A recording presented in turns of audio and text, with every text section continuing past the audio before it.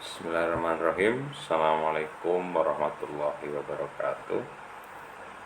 Pada kesempatan ini kita akan melanjutkan diskusi di dalam mata kuliah gizi olahraga di bagian topik asupan protein dan lemak untuk kepentingan olahraga.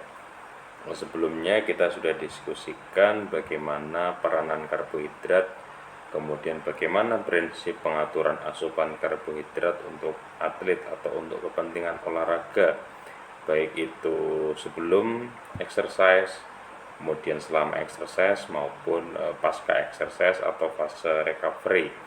Kemudian bagaimana jenis-jenis dan bagaimana teknis pemilihan dari karbohidrat kita sudah diskusikan. Kemudian selanjutnya mengarah ke zat gizi makro yang lain dalam hal penyuplai kebutuhan ATP selama olahraga, yaitu protein dan lemak. Yang pertama adalah protein. Nah, protein sendiri ini merupakan komponen utama dari otot ya, nomor 2 terbesar setelah air ya. Jadi memang bagian terbesar adalah air, kemudian diikuti oleh protein. Nah, protein ini berperan sebagai sumber energi di dalam tubuh pada saat olahraga, khususnya atau terutama pada olahraga dengan durasi yang relatif panjang. Kemudian protein ini dibutuhkan lebih besar pada atlet, karena pada atlet ini banyak sekali terjadi perombakan sel otot pada saat exercise, karena memang prinsipnya adalah protein itu turnover, dipecah, dibentuk, dipecah, dibentuk, resintesis, breakdown, resintesis, breakdown. Jadi banyak yang di breakdown, otomatis yang di resintesis juga banyak, sehingga asupan protein di dalam tubuh ini penting. Nah, kemudian asupan protein pada atlet ini meskipun dibutuhkan tinggi, tetapi jika konsumsi dari makanan itu bervariasi atau beragam, maka jarang terjadi defisiensi protein. Nah, memang untuk spesifik dari protein defisiensi yang timbul di gejala klinis itu tidak ditemukan atau jarang sekali ditemukan di atlet. Tetapi apakah protein yang diberikan kepada atlet itu sebenarnya sudah mencukupi untuk kinerja atau untuk performa maksimal atau belum? Nah, itu yang perlu menjadi garis besar atau menjadi benang merahnya. Kalau untuk defisiensi bahkan sampai ke arah kwashiorkor atau marasmik kwashiorkor seorang atlet itu hampir mustahil ya, jarang sekali, karena makanannya akan diperhatikan. Tetapi apakah memperhatikan makanan itu sampai detail ke arah detail proteinnya, ya, termasuk komposisi asam aminonya, bagaimana pengaturannya. Nah, ini yang perlu menjadi perhatian bagi teman-teman nanti yang menjadi ahli gizi di bidang gizi olahraga. Nah, tadi saya sudah menyampaikan bahwa protein itu secara stimultan, jadi akan dipecah dibentuk ya. Jadi ada degradasi, kemudian ada resintesis. Degradasi pada saat terjadi aktivitas fisik yang banyak melibatkan kinerja sel-sel otot ya. Sel-sel otot dituntut untuk bekerja maksimal, ada yang rusak, ada yang dipecah, tapi sesegera mungkin di repair atau diperbaiki. Memang siklusnya seperti itu. Nah, ya, kemudian protein ini sebenarnya tidak disimpan, tidak ada tandunan atau simpanan protein yang memang khusus untuk cadangan protein, itu tidak. Jadi protein itu ada di dalam tubuh itu dalam bentuk asam amino maupun dalam bentuk struktural. Nah, asam amino itu ada di hati terutama ya, yang ada di terminal asam amino atau pool asam amino yang merupakan pabrik desain. Jadi desain asam amino mau dikonvert ke jenis apapun itu arusnya ada di hati, sehingga tidak ada pos penyimpanan yang khusus seperti halnya misalnya karbohidrat disimpan dalam bentuk glikogen.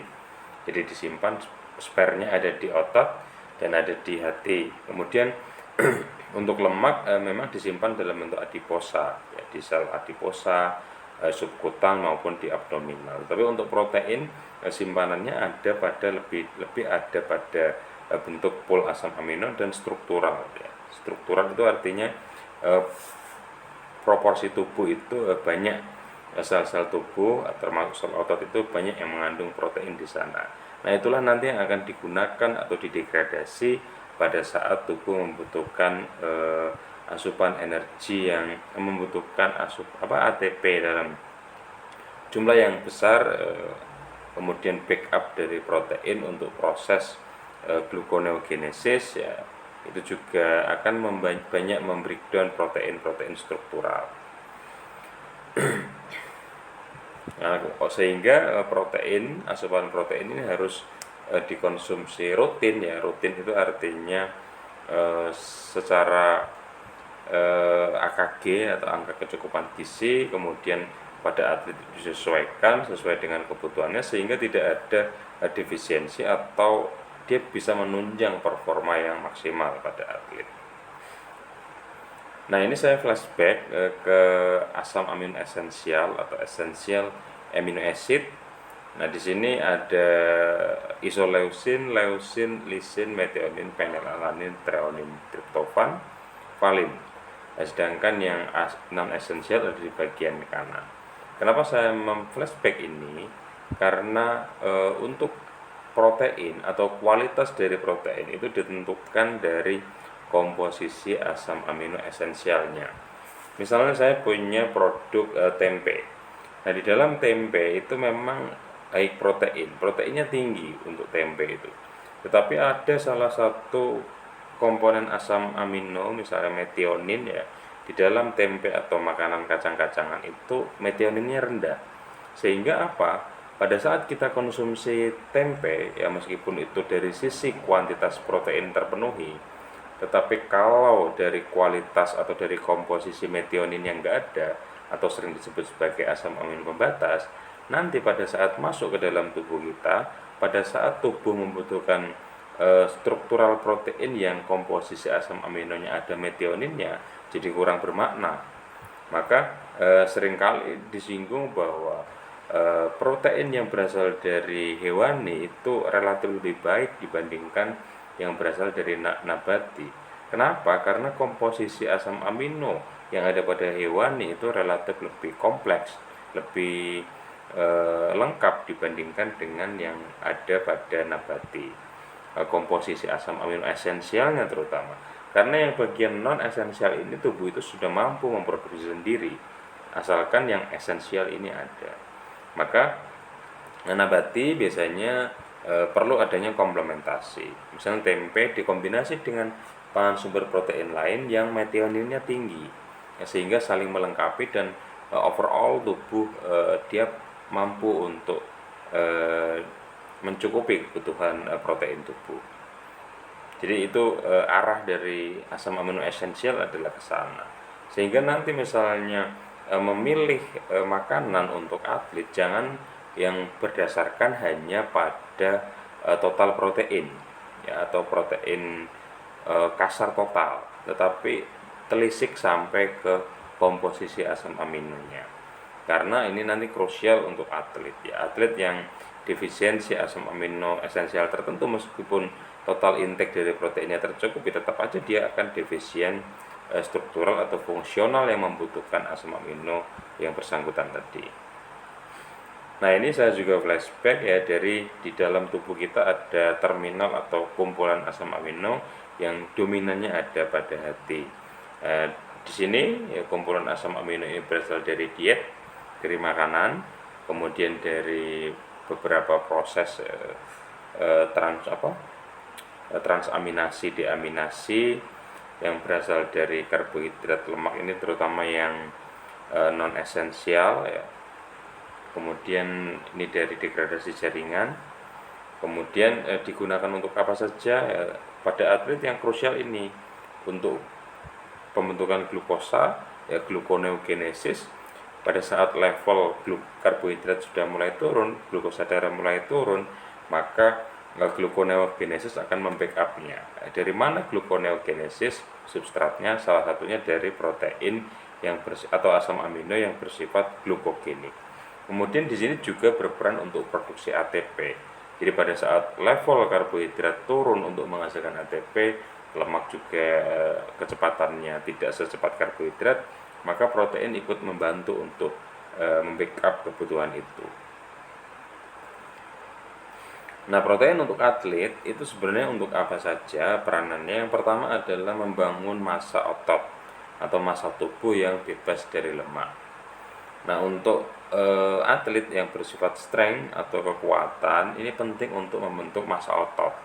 Jadi sebagus apapun training untuk melatih ototnya, asalkan tetapi proteinnya tidak tercukupi, maka pembentukan atau rebuilding dari pembentukan massa otot itu tidak akan bisa maksimal. Ibarat kata penghancurannya maksimal, tetapi komponen yang digunakan untuk menyusun itu minimal, sehingga tidak akan terbentuk massa otot yang ideal.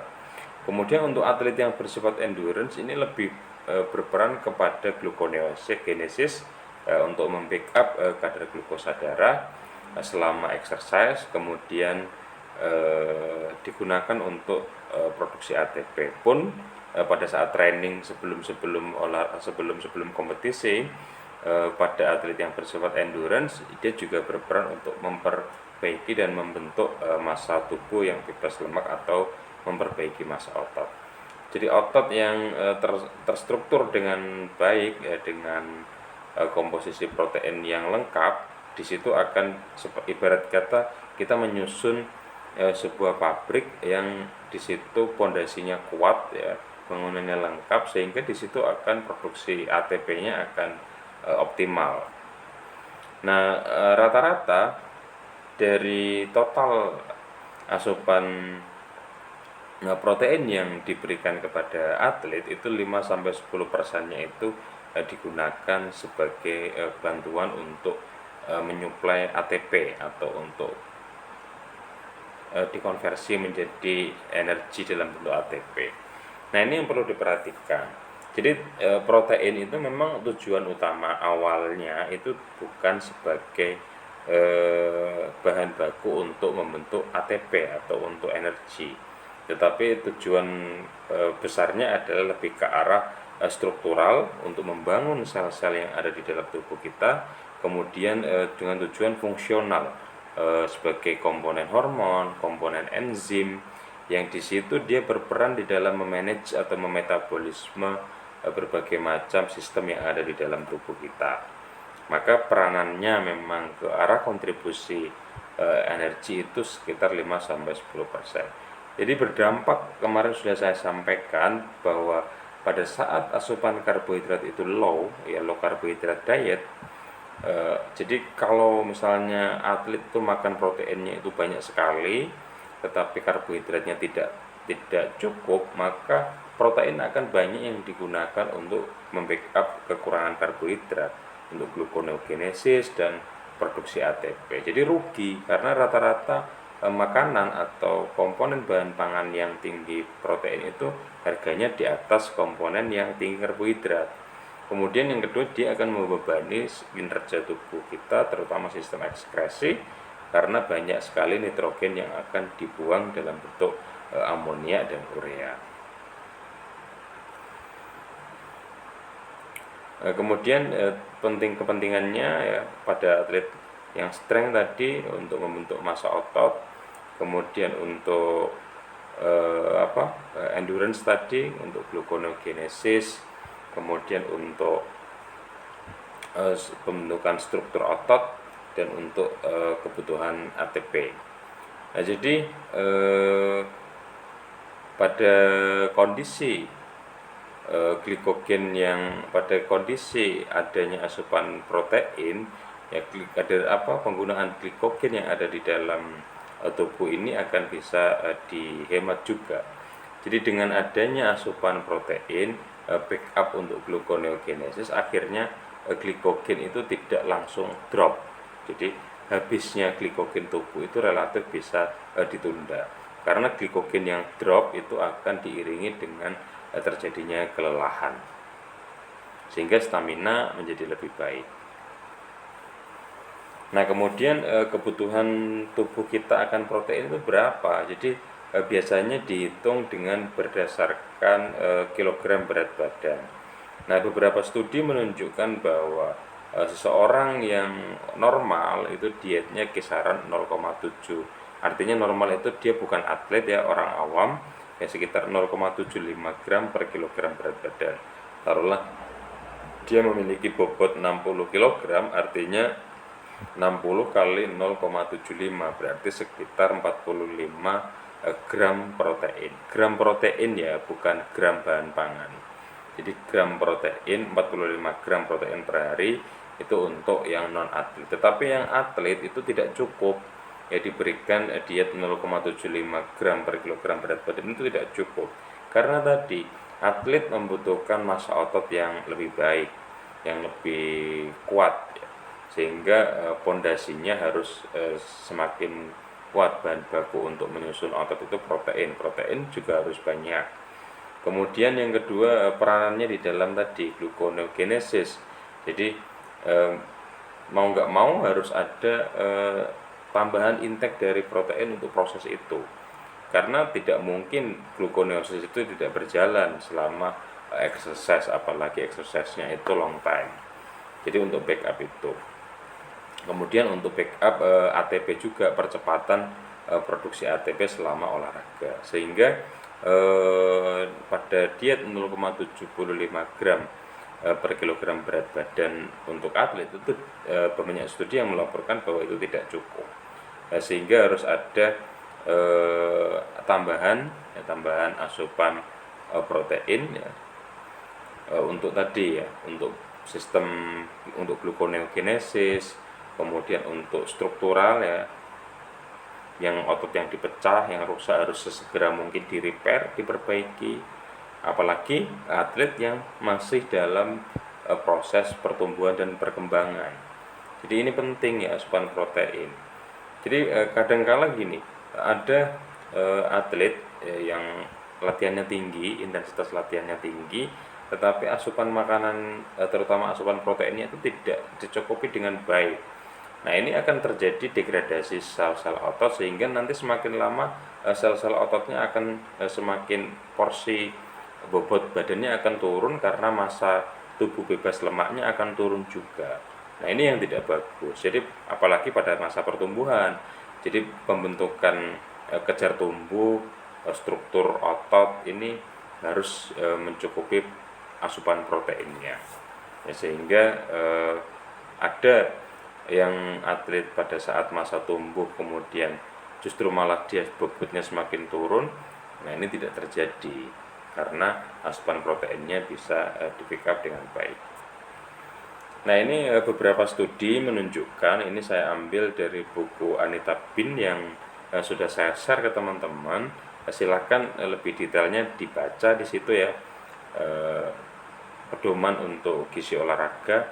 Baca dari yang lain pun silakan ya, bebas ya.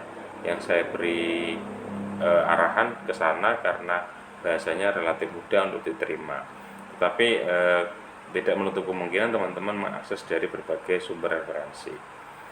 Nah, untuk olahraga yang atau non atlet itu kisarannya saja sudah 0,8 gram sampai 1 gram per kilogram berat badan. Jadi 0,75 itu EAR ya. Jadi dia ada di bawah jadi kebutuhan itu beberapa deviasi diberikan di atas dari batas limitnya tadi. Jadi kisaran 0,8 sampai 1 gram per kilogram berat badan itu untuk yang non atlet idealnya ya.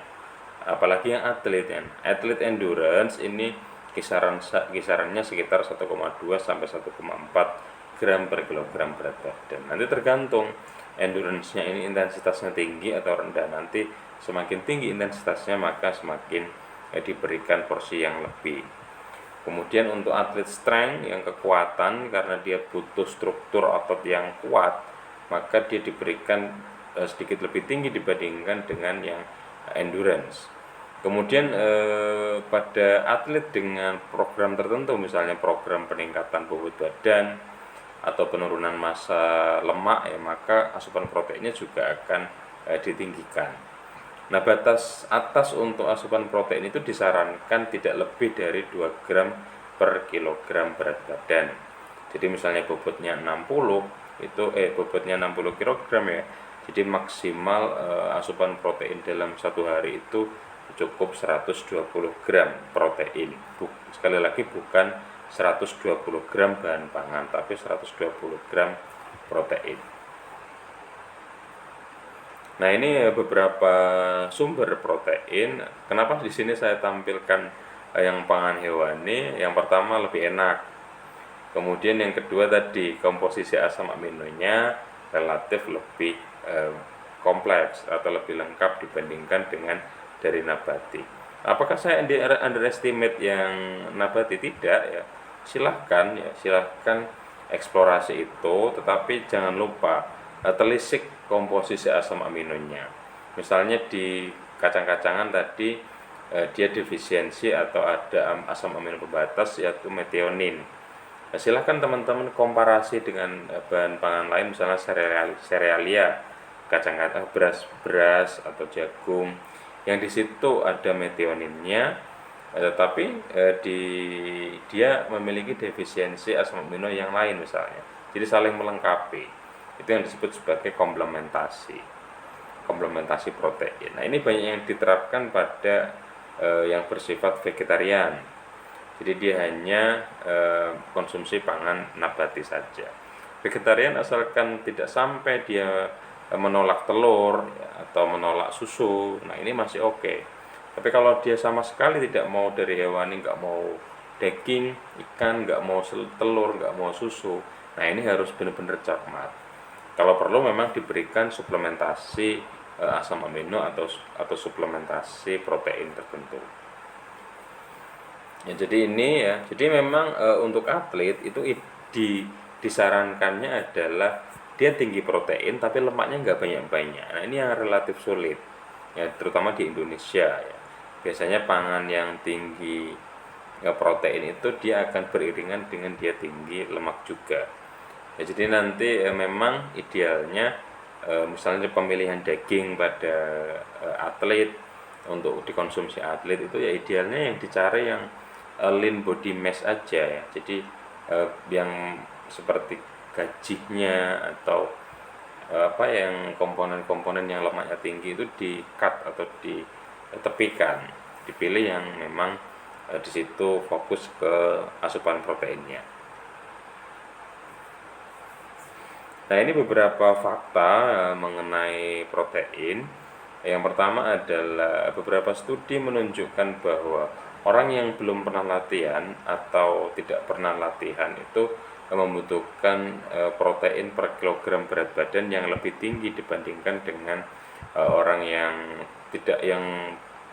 terlatih atau seorang atlet. Jadi dia lebih boros, dan sistem di dalam tubuhnya itu relatif lebih boros dibandingkan dengan orang yang terlatih. Tetapi nanti banyak yang diekskresikan. Nah, ini yang dilema. Jadi dia butuh lebih banyak asupan, tapi N-nya ya, amonia urea yang dihasilkan di urin nanti juga tinggi.